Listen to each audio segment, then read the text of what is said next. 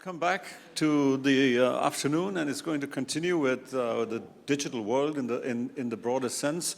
And we did have something about fake news and AI creating fake news, but also with the potential of AI to detect fake news. And this is going to be the topic of the next speaker, who is a journalist and writes, as far as I understand, for the Italian version of Scientific American, and also a member of CICAP? Yes. Yeah, okay, all right. This is what I assumed. You didn't have it in your bio, but I assumed that you were. So without any further ado, it's up to you now, Paolo. Thank you. Okay, so I was saying, I have to agree with David. It is rather weird and pleasing to receive an applause before you've even spoken, but here we are. My name is Paolo. My surname is Attivissimo. That is a mouthful. It's very complicated. It's an Italian surname. I'm half British, half Italian. I live in Switzerland. I'm a member of CICAP, the Italian Skeptic Organization. My curriculum is very complicated. I work for the Swiss National Broadcaster. I run a podcast. I have a blog. And these are my social media contacts. I'm here to bring the conversation down several levels. We've been on a very high philosophical and high-profile standpoint with the previous speakers. I am no longer going to be talking about world domination. We are only going to talk about simple things like using technology, AI technology, for very practical things. I will give you some practical examples of how AI can be used as a tool to fight against fake news. First of all, I have to introduce this person, Audrey Tang. She was in 2021 the digital minister for Taiwan. Taiwan had an extremely successful campaign against fake news related to COVID. Their approach was humor over rumor. They tried to dismiss and debunk fake news regarding COVID by resorting to memes and humor. The key takeaway from their experiment was speed. Debunking is effective, becomes more effective as you increase the speed with which you debunk the information. If you're able to get the news out, the correct facts out, within hours rather than days, it changes everything. And artificial intelligence can be one of the tools that allows you to do that. It's an incredible tool for fake news generation. So many people see AI as the enemy. I would see it as a potential tool for good as well.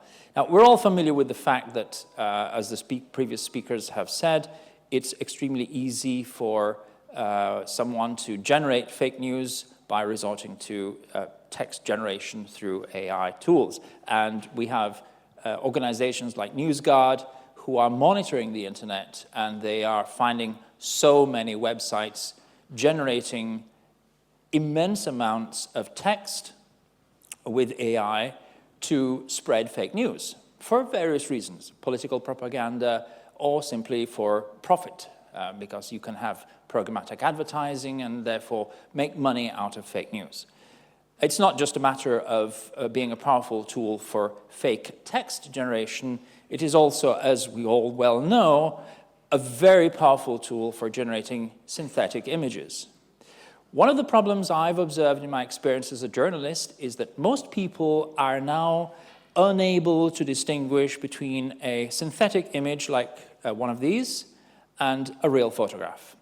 If you look carefully, you can see there are small clues that will tell you this is not a real photograph. But most people are receiving this kind of picture on their phones. The resolution of their screen is very low, and therefore they are not equipped with the technological tools to distinguish between true and false, and they don't have the cognitive tools. They have never been trained to look at the number of fingers on someone's hands, or the symmetry of someone's clothes, or the placement of buttons on someone's shirt. The only thing we have right now to distinguish between fake and synthetic is knowledge of the context. So if we know that this is not plausible, then we will say, oh, this is a fake picture.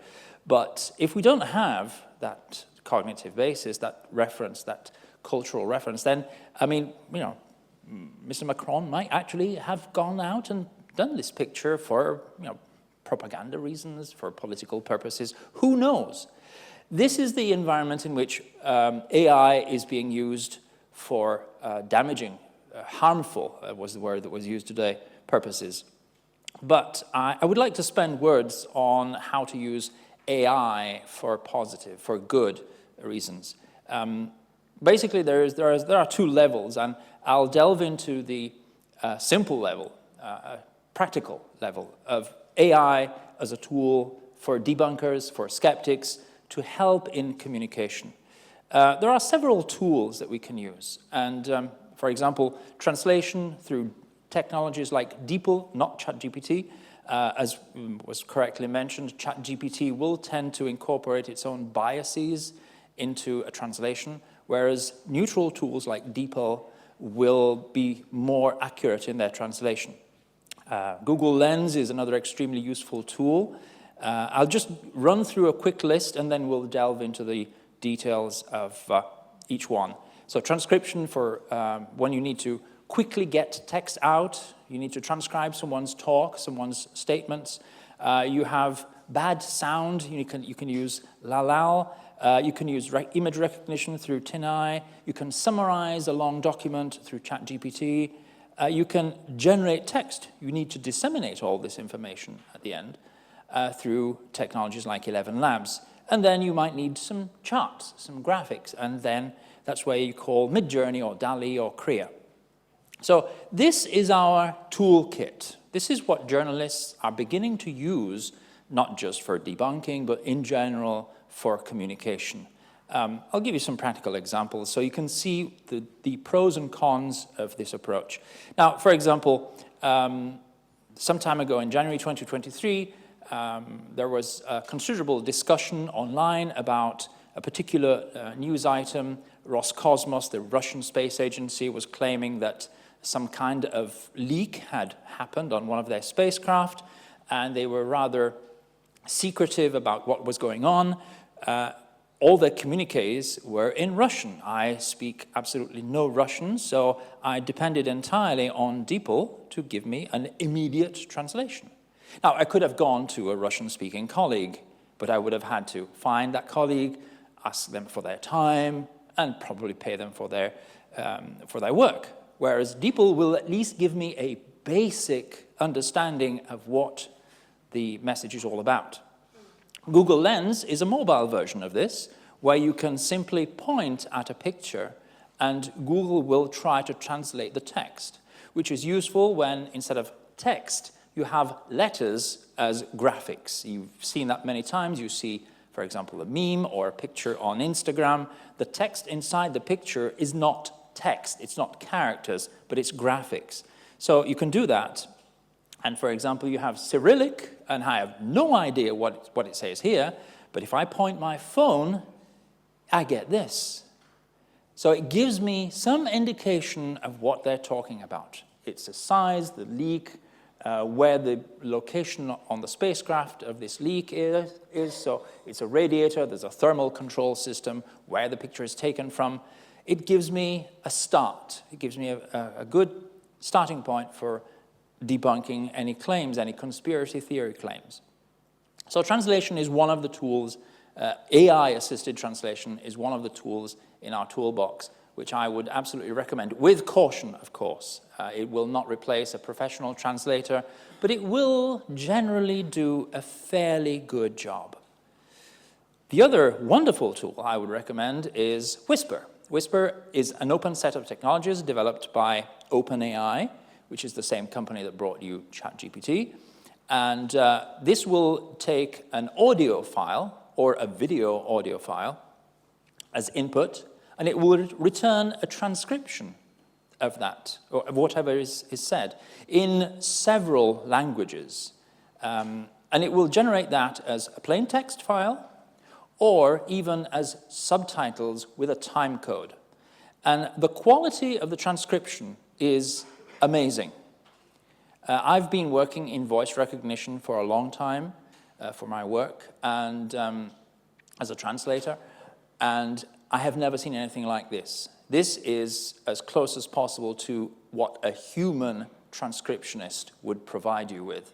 It has punctuation, it knows, with quotes, it understands names, place names, company names. So it is an extremely powerful tool. Again, it needs to be supervised and it needs to be proofread, but it will give you a head start. Just to give you a practical example, this talk, all the talks of this event could be ready by the evening of the last day, online, ready. All it takes is record the audio, and then you send it to Whisper. Whisper will transcribe it, and that's ready for you to publish once you've read it, checked it once. So that gives you speed. That need for speed that I mentioned at the beginning is all that we need to talk about, really, because that is where the difference between fake news being successful and debunking being successful lies.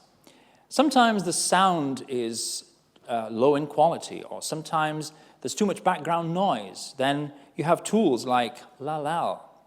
This will take a badly recorded sound clip with hissing and background voices and will exclude everything and just leave you with a clear recording of the original speaker. It's extremely useful if you need to make a quote from a soundbite from a very noisy recording.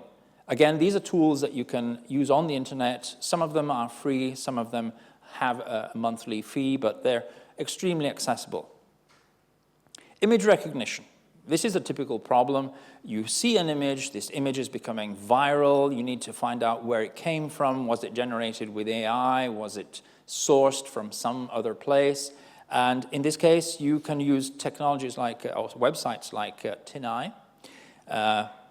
This is a classic example, related to France, by the way.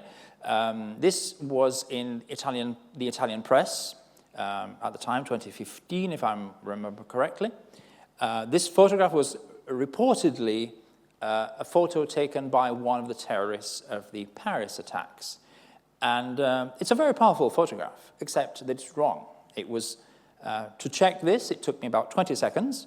Simply went on TinEye, asked TinEye, find me this picture. And it found not only the original picture, it found the source from which this picture had been taken.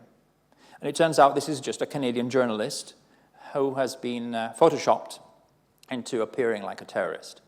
So this is the kind of power that we have available as journalists. If we use these tools, we can be not one step ahead, but we can be just behind where fake news is. And then we need to communicate all this. It's not easy because you've worked hard, you have all the overview, you have so much information, and then you need to summarize that and present it in an easily understandable way to your audience. Because if you work hard and that message doesn't get out, all that work is in vain. If you can't get it to where it needs to be, it will be work that is essentially wasted. So you can use these tools, ChatGPT, for example, to provide summaries. You can summarize your own production, or you can accelerate your research by asking ChatGPT to read documents for you. Suppose there's a very complicated legal case going on, and you need to understand at least the basic topic, what is being discussed. You can ask ChatGPT to read the documents for you and provide you with a summary. Again, this needs to be checked and used with caution, but it will at least give you an indication of whether that document is worth reading with a human or if it's unrelated at all. For example, recently there was, in Switzerland, where I live, the local cybersecurity authority released this 40-page technical document. And okay, I'm short on time. I don't really have time to read it. It's in Italian, which I read, but many people don't. So what do? You simply ask ChatGPT, please read it and provide it with a summary in less than 300 words. And I have to say this is correct. The essence of what ChatGPT says is what is actually said in the document. It managed to figure out the basic topics, the basic important points in that report. So again, this is a time-saving tool. Time is of the essence. Another kind of tool that we need in our toolbox is sound. We need to be able to communicate on various media. So, for example, we might need to produce a podcast because people get their information through podcasts, or we might need to make a TikTok video. That video will need sound, will need someone speaking. And sometimes you don't have time to go to the recording studio, or it's 3 a.m., and the recording studio and the broadcasting company is closed, and nobody's going to open it for you, and you have to be ready online by the next morning. This happens to me often, as you can probably imagine. So I have cloned my voice.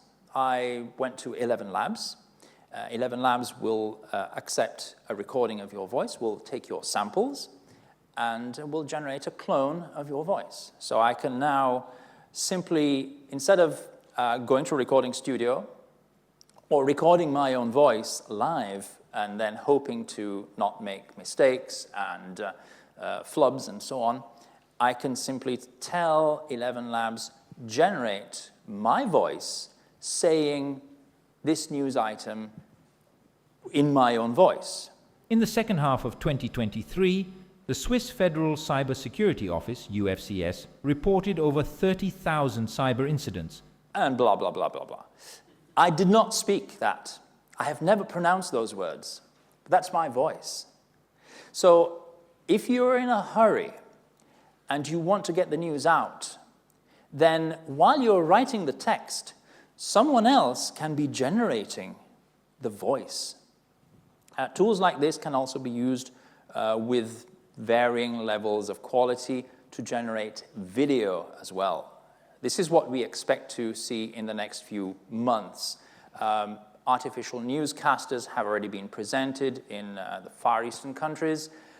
We expect there will be a lot of pressure for people to be replaced by AI avatars because they're cheaper, they don't grow old, they don't grow fat, they don't change their appearance, they don't do weird things, they're generally presentable at all times, they don't need makeup, and they never get a sore throat, and they never stuck in a traffic jam or anything like that. The most important thing about this is that I can now use my clone voice to speak in other languages. Now, the risk of making a complete fool of myself, I will now attempt to speak your language, French. Let's see if this works. So, first step, I ask ChatGPT, please translate this, or I could ask DeepL, better still. And now... Dans la seconde moitié de 2023, l'Office fédéral de la cybersécurité suisse, UFCS, a signalé plus de 30 000 incidents cybernétiques. There you are. How long did it take me? 20 seconds. Click, and it's out. I could do this in Hindi, Portuguese, Japanese. I have been told that my Japanese accent is slightly Swiss, but it's better than nothing. So this is what we can do now. We can produce the same content at speed using AI. This is an incredible advantage for communication at any level, not just debunking, but for journalism in general. Obviously, this means that a lot of jobs are being lost. Or are they? That is the big question right now. Are these tools replacing people, or are they complementing people? Are they simply tools that will allow you to do things that could not be done before and now can? Or are they taking other people's jobs away? Now, so far, in my experience with the Swiss national broadcaster, none of the professional speakers that usually do this job have ever complained, because I'm always asking for their services at 2 o'clock in the morning. So they say, no, it's fine, just use your own voice. That's perfectly fine with me. Don't wake me up. So in that respect, it seems to be going in the right direction. Finally, we need to illustrate. We need to have charts, something that will grab the people's attention. If you need to make a post, a debunking post on Instagram, you'll need to provide some kind of graphics. That leads to several problems. One of them is copyright. Can we use a picture? Do we have permission? We might be able to obtain permission, but we need to ask for that permission. And we might not get a response in time, and time is of the essence. So what do? You can clone a picture. You can take an original picture, like this is a source, the official picture for which the Swiss national broadcaster for which I work has permission. But if I publish this, or if you decide to do an article about this news item, whatever it is, it's a car accident, you don't have copyright permission. So you would have to ask for permission. You'd also have to spend money on copyright clearance and so on. However, you can use AI to generate a very close clone of that picture, which is now of questionable copyright. So you're inspired by the picture, and provided that the picture is not too close to the original, lawyers tell me that you can use it freely, no problem at all.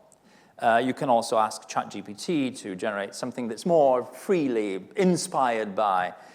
But this is the kind of thing that you can do now. This, of course, leads to a serious problem because most people are not equipped to distinguish synthetic images from real images.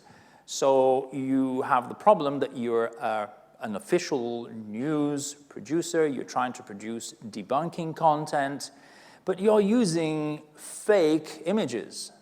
So it's a very sensitive area, but it is a tool that is available for us to use.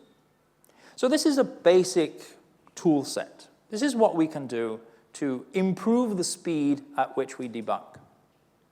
But there's also a second level that is, for me, extremely interesting, extremely promising. I will just give you an overview and give you a few hints in case you want to explore this topic in greater detail, because it's growing day by day and it's absolutely fascinating.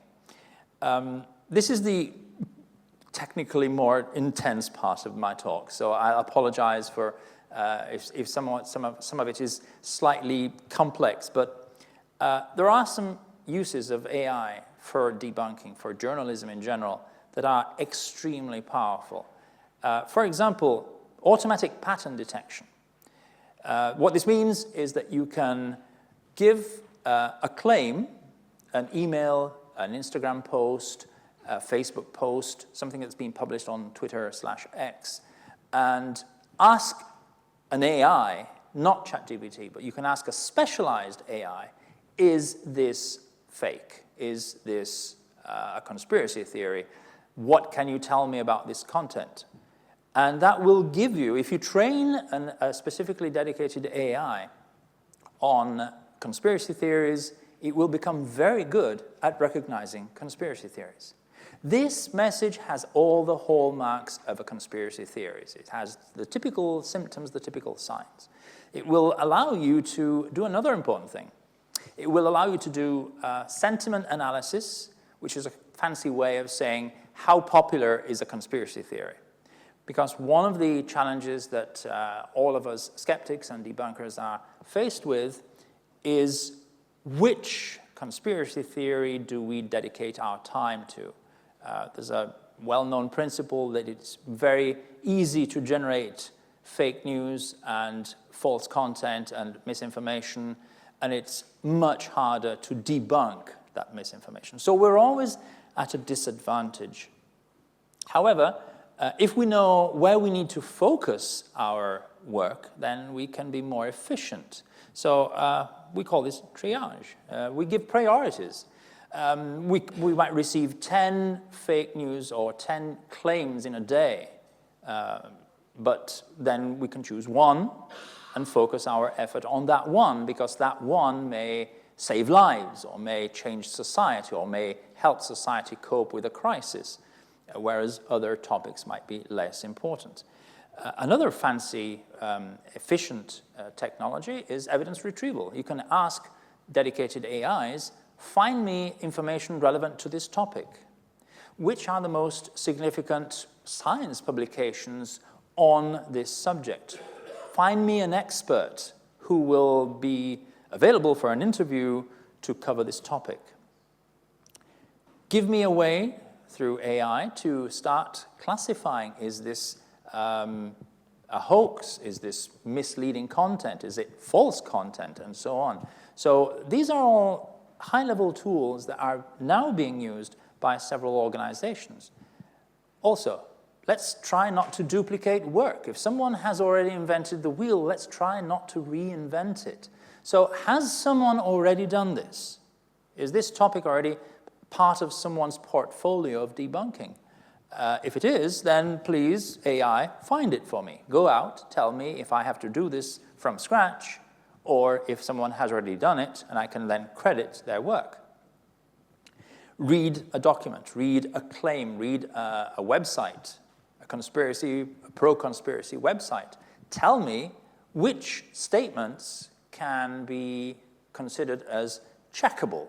You know, is someone making a statement of fact, whereas as opposed to an opinion, then that statement of fact, like 17 million immigrants crossed the border into Switzerland last year. True, false, that is a checkable fact. It's not true. But the point is, I can tell the AI to analyze text to give me those basic quotes. And this is so fast that some companies, some specialized companies, are actually doing this in real time for TV debates. So you might have a politician making a claim on live national TV, and within 30 seconds you will have the AI plus journalists who are checking what the AI has produced, posting the confirmation or the opposite, saying, no, sorry, that claim is completely wrong. So speed, speed, speed. That is absolutely at the center of what we do and what we need to do. Writing a text, translating the text, providing documentations, creating a reference list at the end of your article. That can be done with good reliability by most AI technologies. And then you need to send the message out. So you can automate your tweets or posts, as they call them now. You can have your AI post directly on Instagram, if you trust your AI, of course. But this is what we can do now. We can eliminate many of the boring, slow steps that follow the creative act of debunking.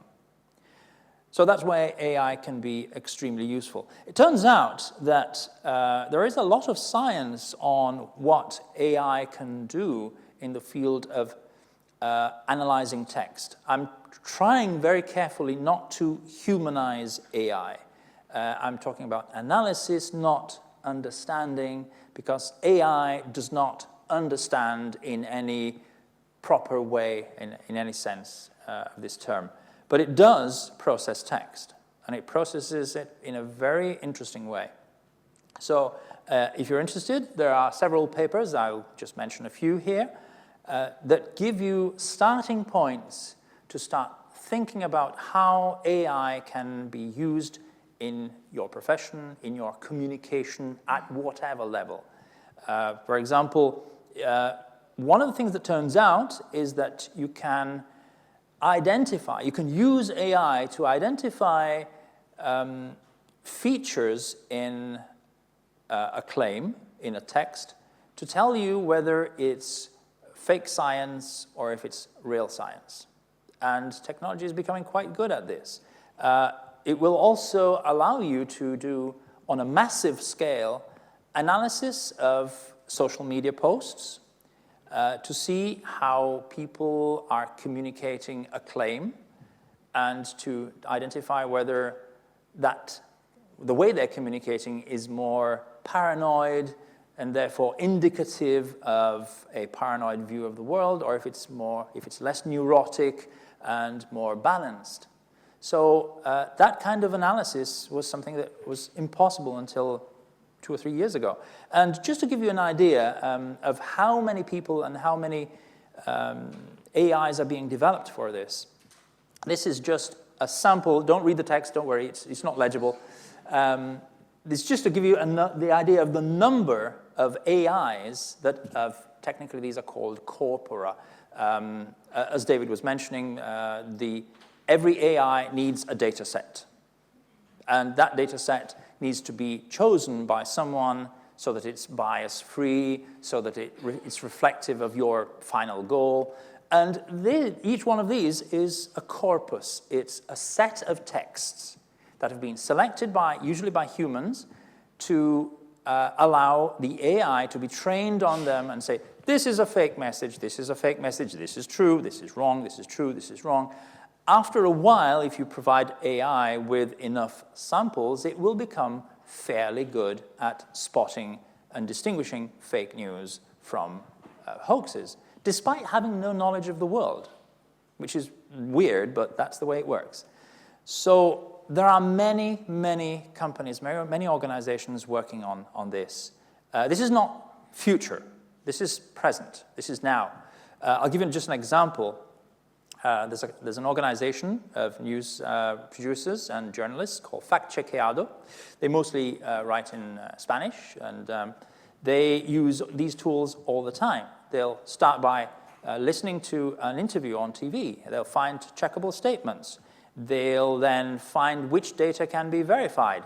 And this is all AI-driven, supervised by humans, but it's all AI-driven. You'll have real-time transcription.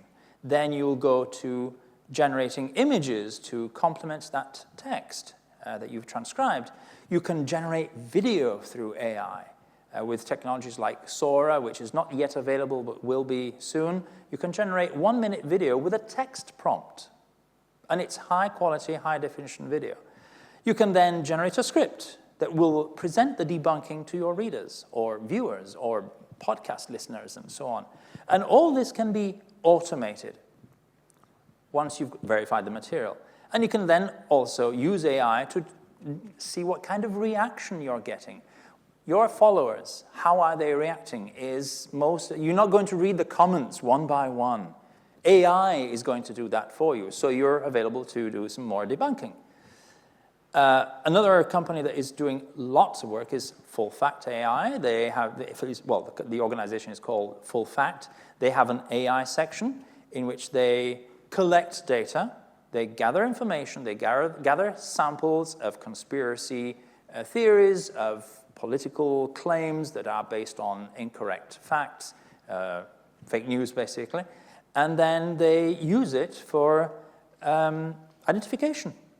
They can, with a good reliability, they can tell you what you're reading is true or false. You have many companies who are now using this every day. This is now extremely popular. I think the BBC is also starting to be involved in this.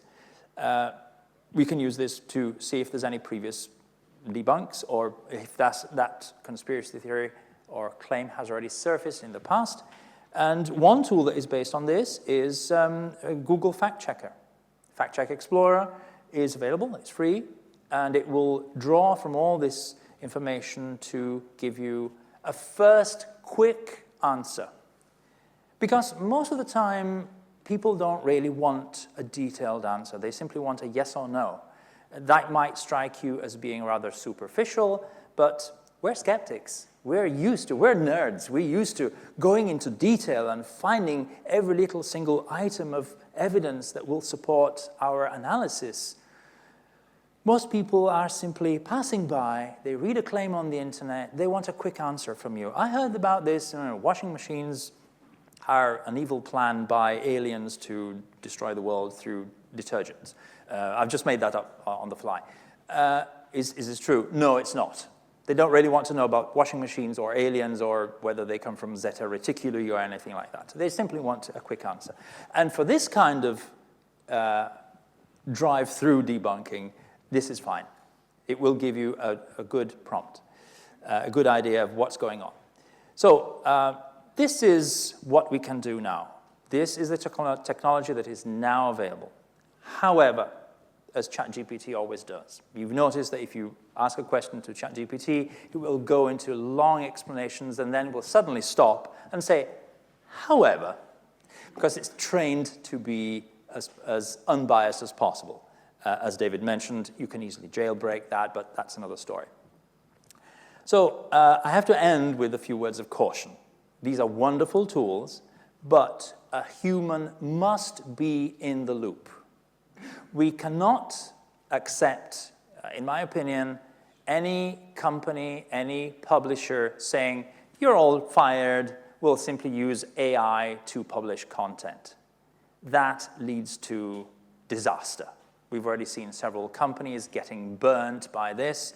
And so if you're involved in any company that has this kind of aspiration, forget it. It's not going to work. So we're also noticing, especially in the media, as journalists, we're noticing a certain backlash against the use of AI. People are starting to say, did you write this, or did the AI write it for you? And sometimes you have to answer and say, well, AI did some of the work. Oh, that's cheating. That's not fair. You can prevent that by stating AI was used to produce sound. This voice is synthetic. It's my voice, but it's cloned. At my broadcaster, we have directives that tell you very clearly what can and cannot be done with AI.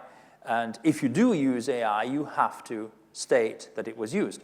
This photograph is a representation generated through AI. It's not a real photograph. We have to say that.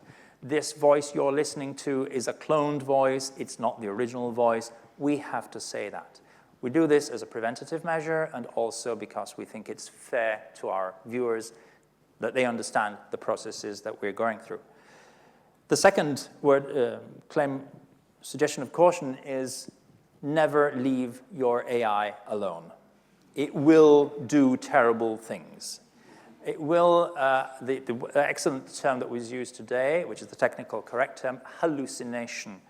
AIs do not understand the world in any sense of that word. They simply process text. So sometimes they will generate completely wrong answers. That needs to be taken into account. And that's easy, that's the easy part. What most people who start using AI don't expect is the way in which AI fails. AI is famous for failing in unexpected ways, which means that the text that it produces, for example, is extremely good. Superficially, when you read it, oh yeah, this makes sense. This is so good. This is better than I can write. But it might have some small mistakes. It might have forgotten one word. It might have forgotten a not, which changes the meaning completely. It might have rephrased your initial intention in a completely wrong way. So check your text. If you generate images, check the number of fingers on your characters, because that's usually what they get wrong. But it's so easy to not notice this detail. And that's one of the main recommendations. The consequence of this recommendation is that when you start using AI, your workflow changes, your habits need to change. I'm a technical translator. I spend a lot of time translating text. I'm using AI to support my work. I have had to retrain myself and my colleagues to spot the different kind of errors that AI translations include, which means that you have to retrain yourself. User retraining is absolutely crucial if we want to use AI correctly. If we simply march into this blindly and think that, oh, everything's going to be fine, no, that's not the way to do it. So, final word of caution. This is a little story. I've been told that this is the right way to end a presentation, something funny, humor over rumor. And so I will take you to a science publication, which has this very complicated title, Cellular Function of Spermatogonial Stem Cells in Relation to, etc., etc. This was published in a science journal, and unfortunately, the authors decided that this publication, Frontiers in Cell and developmental biology. Now you know why I have a clone speaking many times. They decided to use AI to generate the illustrations for this paper, and this is the result. Now, even if you don't speak English and you don't read the captions, this is clearly very, very wrong. But if you then read the text, you'll realize that this is completely generated by AI and no human was in the loop. This is what happens when you leave AI running on its own. You generate mice with giant testicles. And with that, I shall finish my talk and thank you for your attention. Merci d'avoir regardé cette vidéo. N'hésitez pas à la partager autour de vous et à vous abonner sur notre chaîne YouTube pour recevoir les prochaines. Nous vous rappelons également que vous pouvez retrouver le dernier numéro de la revue de l'AFIS Sciences et Pseudosciences en kiosque et sur notre boutique en ligne, ainsi qu'accéder gratuitement à tous les anciens numéros sur notre site internet afis.org et sur notre application smartphone Afis Sciences. De plus, si vous souhaitez soutenir notre association, vous pouvez également adhérer via notamment notre site internet. Encore merci, à bientôt.